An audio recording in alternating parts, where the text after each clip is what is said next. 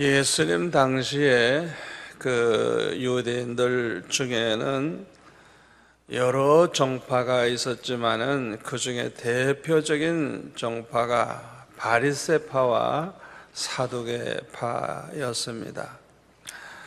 이 바리새파에 속한 바리새인들은 아주 철저한 그런 율법주의자들이었습니다. 그들은 일주일에 2번씩 금식을 하고 소득의 11조를 하나님 앞에 드리되 박하와 해양과 근처의 11조까지 아주 철저하게 바치는 그런 사람들이었습니다. 그리고 발에 끌리는 긴 옷을 입고 그 차는 경문을 넓히고 옷수를 크게 하고 어디를 가나 상좌에 앉고 사람들에게서는 랍비라고 하는 칭호를 그들은 받았습니다. 겉으로 볼 때는 아주 경건한 사람같이 보였지만은 이들은 아주 철저한 위선자들이었습니다. 이들은 마태복음 23장에 보면 예수님의 말씀하시기를 말만 하고 행치를 않는 자라고 하셨어요. 그리고 잔과 대접의 겉은 깨끗이 하지만은 마음속에는 탐욕과 악독이 가득해서 마치 회칠한 무덤과 같은 자라 그랬어요. 그 회칠한 무덤 겉으로 보면은 하얗고 깨끗하고 어떻게 보면은 너무너무 아주 아름답게 보이죠. 그러나 그 속에는 썩은 시체가 있는 것과 같은 그런 인간이라는 것이죠. 겉으로는 사람들에게 옳게 보이지만은 안으로는 외식과 불법이 가득한 자들이기 때문에 예수님은 그들을 향해서 이 뱀들아, 독사의 새끼들아, 너희가 어떻게 지옥의 판결을 면하겠느냐, 피하겠느냐 책망을 하셨어요. 어떻게 보면은 가장 경건하게 사는 하나님의 백성, 거룩한 백성같이 보이는데 왜 예수님은 이들을 향해서 독사의 새끼들아, 다시 말하면 이 마귀의 자식들아, 어떻게 너희가 지옥의 판결을 피하겠느냐, 이렇게까지 심하게 책망을 하셨을까요? 아주 중요한 이유가 있어요. 첫째로는 마태복음 23장 23절에 보면 그들은 믿음을 버린 자라 그랬어요. 믿음을 버린 사람이에요. 두 번째로는 누가복음 11장 42절에 보니까 하나님께 대한 사랑을 버린 자라고. 가장 중요한 이 믿음을 버린 사람이에요. 또 하나님께 대한 사랑을 버린 사람, 하나님 사랑하지 않기로 결정한 사람들이에요. 이런 사람들의 특징은 절대로 회개를 하지 않습니다. 아무리 죄가 많아도 회개하기만 하면 우리 하나님은 용서하시고 기억도 하지 아니하신다 그랬어요. 예수님 십자가 지실 때 양편에 2강도가 있었죠. 그 중에 한 강도는 회개하고 예수님 앞에 나를 기억해 달라고 기도했을 때 예수님이 뭐라 그랬어요? 평생 사람 죽이고 남의 것 빼앗으며 살던 그 강도인데, 죽기 몇 시간 전인데 너는 나와 함께 낙원에 있으리라 말씀을 하셨어요. 자기 죄를 깨닫고 회개하는 사람에 대해서 과거의 죄를 묻지 않아요. 무조건 용서하시는 하나님, 기억도 하지 아니하시는 하나님. 아멘. 얼마나 좋으신 하나님이십니까? 그런데 이 바리새인들과 같은 사람들은 절대로 회개를 하지 않아요. 회개를 하지 않아요. 그러므로 죄사함을 받지 못하고 멸망하게 되는 것입니다. 그리고 사두개파에 속한 이 사두개인들은 숫자는 많지 않지만은 귀족의 신분에 있는 자들이었습니다. 그 유대 사회에 아주 지배계급 또 제사장들 이런 사람들 중에 사두개파에 속한 사람들이 많이 있었습니다. 사도행전 23장 8절에 보면은 이는 사두개인은 부활도 없고 천사도 없고 영이 없다 하고 바리새인은 다 있다 함이라. 이 사두개인이 바리새인과 다른 점을 성경에 이렇게 지적하고 있는 거예요. 이 사두개인들은 어떤 사람이라고요? 부활을 믿지 않아요. 부활이라는 건 없다. 또 천사란 게 다 어딨냐? 또 아예 영을 믿질 않아. 영. 이 사두개파 사람은 그런 사람들이었다는 거예요. 다시 말하면 사람이 죽으면 그걸로 끝난다는 거예요. 예? 하나님의 심판 그런 것도 없고 천국과 지옥도 없고 천사도 없고 영도 없다고 믿는 사람들이. 그러니까 내일 죽으리니 먹고 마시자 말하는 그런 향락주의자들이었어요. 그저 이 세상에 사는 동안에 어떻게 해서든지 그저 출세하고 돈 많이 벌고 명예를 얻고 향락을 누리면서 살다가 죽으면 된다고 생각하는 아주 무서운 사람들이, 아주 극도로 타락한 사람들이. 이 바리새인들과 사두개인은 아주 사이가 안 좋은 사람들입니다. 서로 비판하고 자기들이 옳다고 주장하는 아주 극과 극에 달하는 그런 사람들인데도 불구하고 예수님을 어떻게 해서든지 죽이려고 하는 일에는 하나가 됐어요. 그래서 바리새인들도 어떻게 하면 예수님을 올무에 걸리게 해서 십자가에 못 박아 죽일까 궁리해서 질문을 했었는데 이번에는 사두개인들이 또 찾아와서 그런 짓을 하는 거예요. 오늘 본문 24절에 보면은 이 사두개인들이 찾아와서 이렇게 질문합니다. 선생님이요, 모세가 일렀으되 사람이 만일 자식이 없이 죽으면 그 동생이 그 아내에게 장가들어 형을 위하여 상속자를 세울지니라 하였나이다. 신명기 25장 5절 이하에 나오는 말씀입니다. 이 신명기에 보면요, 형제들이 이렇게 함께 사는데 그 중에 하나가 결혼을 했는데 아들 없이 그냥 죽었어요. 이럴 경우에 어떻게 하라고 이 모세는 가르쳤는가 하니 그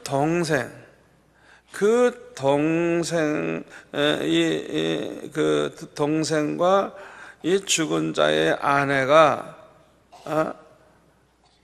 함께 살라는 거예요. 다른 여자 얻어 살지 말고 자기 형수와 같이 살라는 거예요.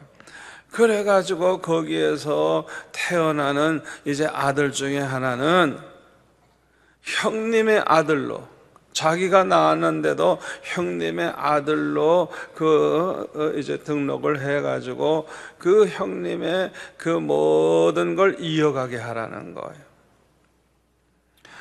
그런데 만약에 이 형제가, 그 죽은 자의 형제가 그걸 하지 않겠다고, 자기는 그렇게 안 살겠다고 그렇게 고집을 부리면 이 죽은 자의 아내가 장로들에게 가서 이 사실을 고하고 장로들은 그 형제 되는 사람을 불러가지고 다시 한번 확인을 하는데 그 결심한 걸 굽히지 아니하고 자기는 형수하고 같이 안 살겠다고.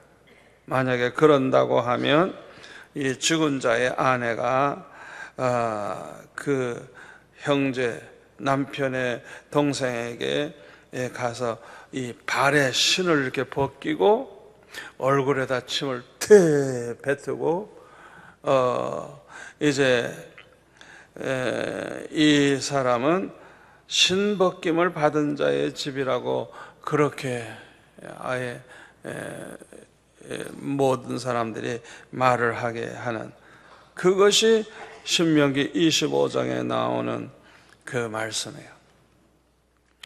그러니까 이 사두개인들이 이것을 인용해서 말하면서 이제 25절, 오늘 보면 25절에 보면 이제 이런 이야기를 합니다. 7형제가 있었는데 제일 큰 아들이 장가를 들었어요. 그런데 상속받을 아들이 없는 거예요.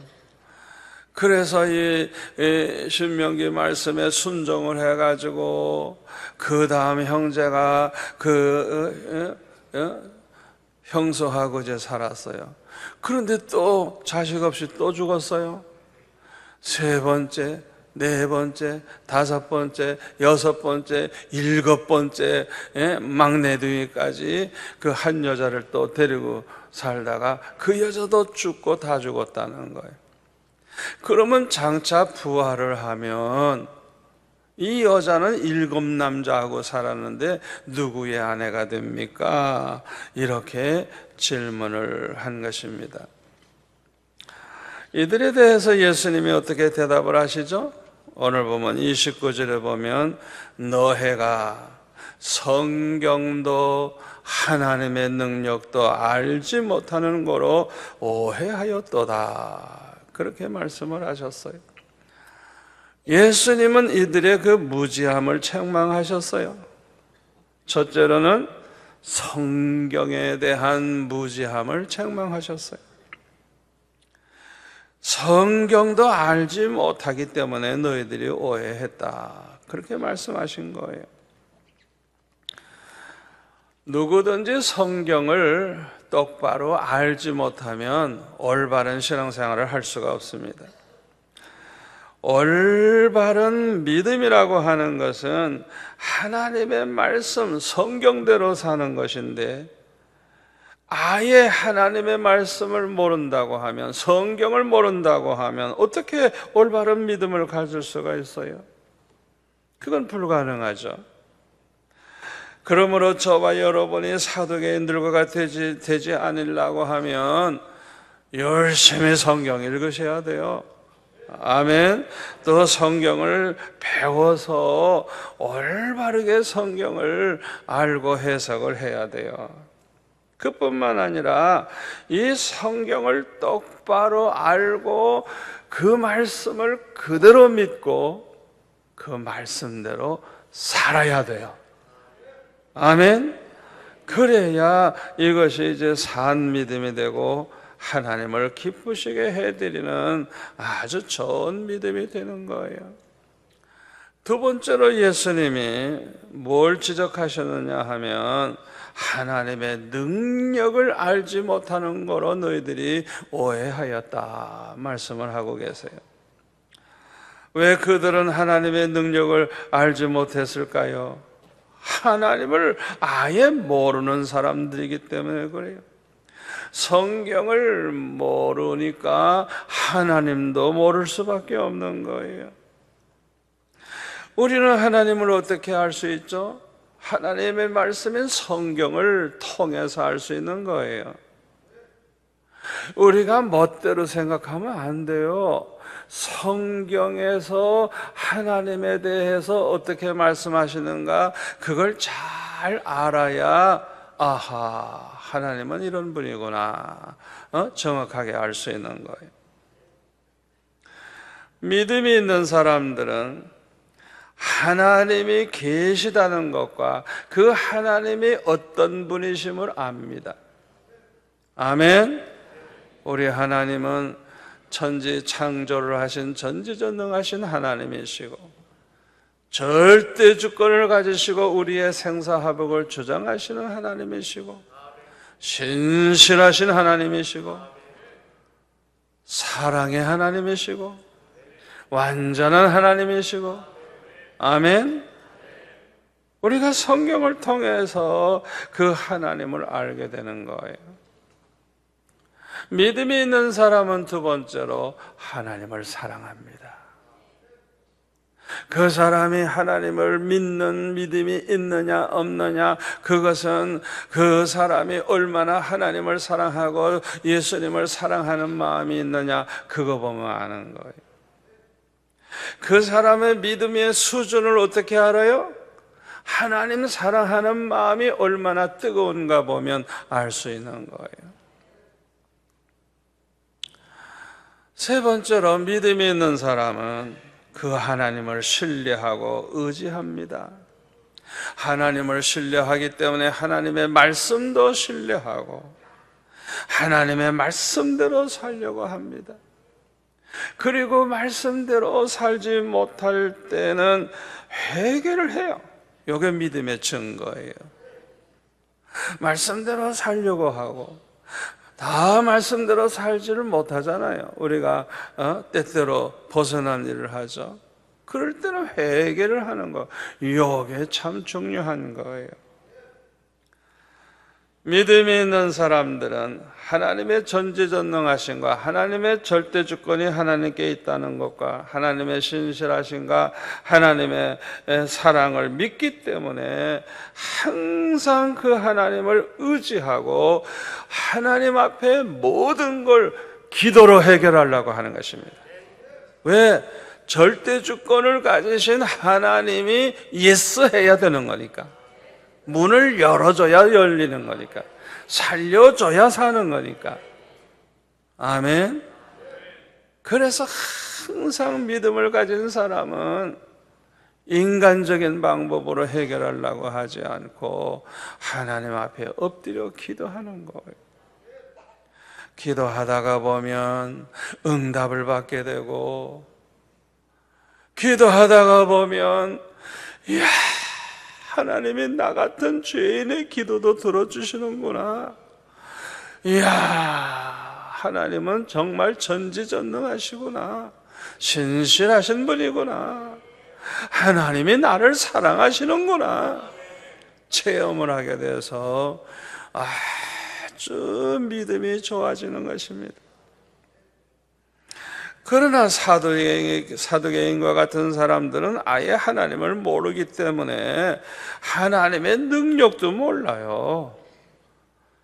이런 사람들은 하나님 앞에 기도하지도 않습니다. 그죠? 이 세상 살다가 죽으면 끝나니까 그냥 오늘 그저 잘 먹고 잘 살다가 그냥 죽으면 된다.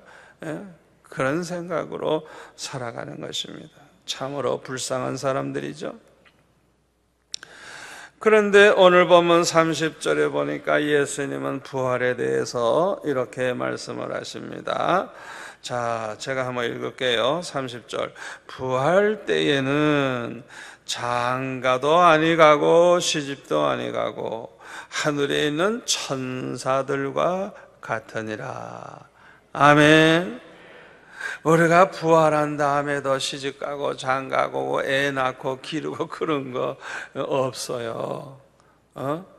부활 후에는 그런 거 없다는 거예요. 모두가 다 천사같이 그저 그렇게 살지, 세상처럼 그렇게 그냥 결혼하고 자식 낳고 기르고 그런 거 없다는 거예요.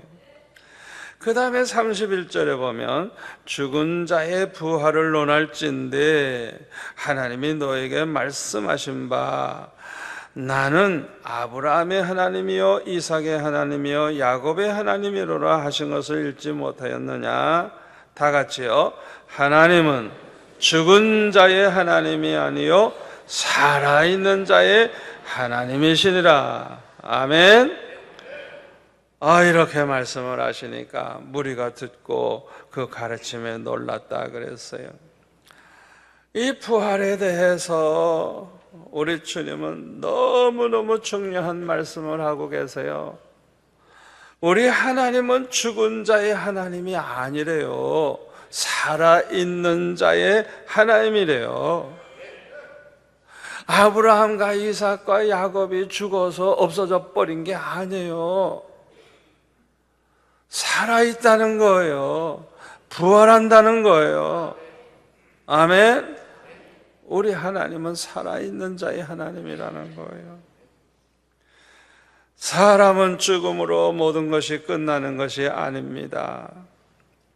예수님께서 십자가에 못 박히셨을 때 그 옆에 있던 한 강도에게 너는 오늘 나와 함께 낙원에 있으리라 그랬죠? 이제 잠시 있으면 이제 죽을 건데, 죽을 건데 그렇게 말씀하셨어요. 뭘 말하는 거예요? 우리의 몸은 흙에서 왔기 때문에 흙으로 돌아가지만은 우리의 영혼은 어디로 가요? 낙원에 들어간다는 거예요. 아멘. 믿음으로 구원받은 하나님의 자녀들은 아브라함과 이삭과 야곱과 함께 모두가 다 낙원에 가 있는 것입니다. 그러다가 마지막 나팔 소리, 큰 나팔 소리와 함께 예수님이 재림을 하시는데 그 순간 부활해서 예수님을 맞이하게 되는 것입니다. 이게 첫째 부활이라 그래요. 예수 믿어 구원받은 사람들 중에 죽은 자가 부활하는 거, 예수님 재림하실 때 부활하는 게 첫 번째 부활이에요. 여기에 대해서 사도 바울은 고린도전서 15장 51절에 보면 이렇게 말씀하고 있습니다. 보라, 내가 너에게 비밀을 말하노니 우리가 다 잠잘 것이 아니요 마지막 나팔의 순식간에 호련히 다 변화되리니. 마지막 나팔 소리가 울리면서 예수님 재림하시는 그때에 그냥 한순간에 변화가 된대요. 나팔 소리가 나매 죽은 자들이 썩지 아니할 것으로 다시 살고 우리도 살아있는 우리도 변화되리라. 이 썩을 것이 반드시 썩지 아니할 것을 입겠고 이 죽을 것이 죽지 아니함을 입으리라. 아멘. 마태복음 24장 36절에 보면은 예수님께서 재림하는 순간에 어떤 일이 일어나는가를 우리에게 말씀해 주십니다. 그날과 그때는 아무도 모른대요. 예수님이 언제 재림하실 때 아무도 모른대요. 하늘의 천사도 아들도 모르고 오직 아버지만 아신다 그랬어요. 예수님 재림하시는 때는 노아 홍수 때 홍수로 심판받은 것과 똑같이 그렇게 된다는 거예요.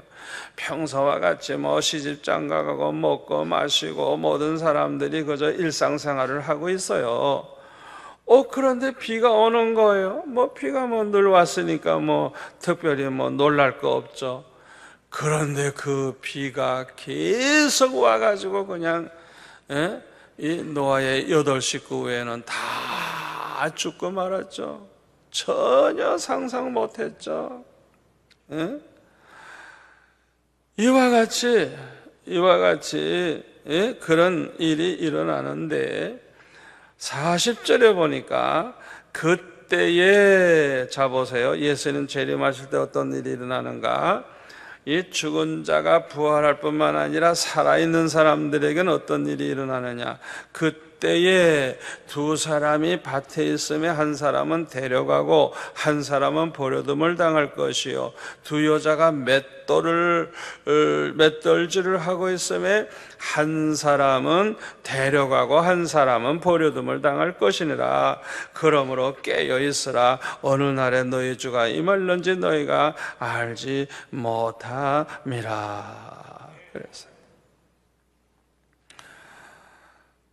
믿음으로 구원받은 하나님의 자녀 중에 죽은 자들은 예수님 오시는 그 순간에 한순간에 그들이 부활하는데 썩지 않는 몸, 다시는 죽지 않는 몸, 영원히 영생하는 그런 몸으로 변화가 돼서 부활을 하게 되지만은, 살아있는 우리도 갑자기 없어졌어요.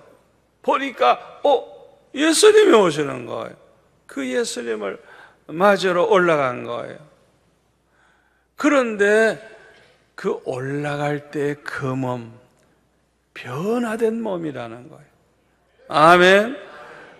지금의 몸으로 그렇게 예수님 맞이하는 게 아니에요. 썩지 않는 몸, 죽지 않는 몸, 우리도 똑같이 그렇게 변화돼서 주님을 만나게 된다는 것입니다. 할렐루야. 이때에 믿음이 없어서 구원받지 못한 사람들이 그 모습을 보고 얼마나 기가 막히겠어요. 특별히 평생 교회 생활을 해서 집사, 장로 노릇을 했는데, 목사가 됐는데 구경만 하고 있네요. 자기는 변화도 안 되고 올라가지도 못하고. 아마 세상 사람들보다 평소에 설교를 수백 번, 수천 번 들었는데도 믿음이 없어가지고 구원 못 받은 그 사람들이 제일 통곡을 하게 될 거예요. 가슴을 치고 울게 될 거예요. 완전히 거짓된 생활을 했기 때문에 그래요. 진실로 믿지 않았기 때문에 그래요. 이런 사람들은요, 나중에 그 하나님의 심판대 앞에 설 때 부활을 합니다. 그래서 둘째 부활이라고 그러는 거예요. 그래서 심판받아가지고 영원한 지옥불에 들어가게 됩니다. 이렇게 부활은 두 번 있어요. 그래서 요한복음 5장 28절 29절에 보면 예수님은 이렇게 말씀하십니다. 이를 놀랍게 여기지 말라. 무덤 속에 있는 자가 다 그의 음성을 들을 때가 오나니 선한 일을 행한 자는 생명의 부활로, 악한 일을 행한 자는 심판의 부활로 나오리라 그랬어요. 예수 믿고 구원받은 하나님의 자녀들은 예수님 재림하실 때 부활을 해서 예수님과 함께 영원히 살게 돼요. 이걸 생명의 부활이라 그래요. 그러나 예수 믿지 않아서 구원받지 못한 사람은 나중에 하나님의 심판대에 서기 위해서 부활을 해가지고 하나님 앞에서 심판받고 영원한 지옥불에 들어가게 되는데, 이들의 부활을 가리켜서 심판의 부활이라고 예수님은 말씀하신 것입니다. 성경에 보니까요, 하나님의 심판받아서 영원한 지옥불에 들어가는 것을 가리켜서 둘째 사망이라 그랬어요. 요한계시록 20장 13절에 보니까 바다가 그 가운데서 죽은 자들을 내주고 또 사망과 음부도 그 가운데서 죽은 자들을 내주매 각 사람이 자기의 행위대로 심판을 받고 사망도 음부도 불못에 던져지니 이것은 둘째 사망 곧 불못이라 그랬어요. 요한계시록 21장 8절에도 보면 그러나 두려워하는 자들과 믿지 아니하는 자들과 흉악한 자들과 살인자들과 음행하는 자들과 점술가들과 우상숭배자들과 거짓말하는 모든 자들은 불과 유황으로 타는 못에 던져지리니 이것이 뭐라고요? 둘째 사망이라 그랬어요. 그러니까 예수 안 믿는 사람은 두 번 죽는 거예요. 하나는 이 세상을 떠나는 죽음이고 두 번째로는 지옥에 들어가는 죽음이에요. 그러나 끝까지 믿음을 지키고 구원받은 하나님의 자녀들은 어떻게 될까요? 하나님이 준비해 놓으신 새 하늘과 새 땅에 들어가서 영원히 하나님과 함께 살게 됩니다. 아멘. 요한계시록 20장 1절에 보면 또 내가 새 하늘과 새 땅을 보니 처음 하늘과 처음 땅이 없어졌고 바다도 다시 있지 않더라. 또 내가 보며 거룩한 성 새 예루살렘이 하나님께로부터 하늘에서 내려오니 그 준비한 것이 신부가 남편을 위하여 단장한 것 같더라. 내가 들으니 보좌에서 큰 음성이 나서 이르되 보라, 하나님의 장막이 사람들과 함께 있음에 하나님이 그들과 함께 계시리니 그들은 하나님의 백성이 되고 하나님은 친히 그들과 함께 계셔서 다 같이요 모든 눈물을 그 눈에서 닦아주시니 다시는 사망이 없고 애통하는 것이나 곡하는 것이나 아픈 것이 다시 있지 아니하리니 처음 것들이 다 지나갔음이라. 아멘. 거기 7절로 넘어가서 보면 이기는 자는 이것들을 상속으로 받으리라. 나는 그의 하나님이 되고 그는 내 아들이 되리라. 우리 하나님께서 이렇게 말씀을 해주셨어요. 이제 결론의 말씀을 드립니다. 우리가 이 말씀을 믿는다고 하면 어떻게 살아야 할까요? 첫째로는 물과 성령으로 거듭난 자가 되어야 할 것입니다. 요한복음 3장에 보면 예수님 말씀하셨어요. 물과 성령으로 거듭나지 않은 사람들은 하나님 나라 볼 수도 없고 들어가지도 못한다 그랬어요. 우리가 진실로 예수를 믿어서 하나님의 자녀가 되는, 어머니 뱃속에서 한번 태어났는데 하나님의 자녀로 두 번째로 거듭나는 그 사람만이 하나님 나라 들어가는 것. 성령으로 거듭난 사람만이 구원받은 하나님의 자녀예요. 이 사람들만이 하나님의 나라에 들어가는 거예요. 두 번째로는 하나님의 말씀을 똑바로 알고 하나님의 말씀대로 바르게 살아야 되겠어요. 세 번째로는 이 세상에서 빛과 소금이 되어 하나님께 영광 돌리면서 살아야 하겠어요. 네 번째로는 우리를 통해서 구원받는 자가 많아서 하나님 앞에 설 때 칭찬과 상급을 받는 자가 되어야 할 줄 믿습니다. 누가 이렇게 살 수가 있겠어요? 내 힘으로는 안 돼요. 길은 하나밖에 없어요. 성령 충만한 믿음의 사람이 되면 되는 거예요. 아멘. 내 힘으로는 안 되지만은 우리가 성령 충만한 은혜 가운데 살고 성령 충만한 믿음의 사람이 되면 이대로 다 될 줄로 믿습니다.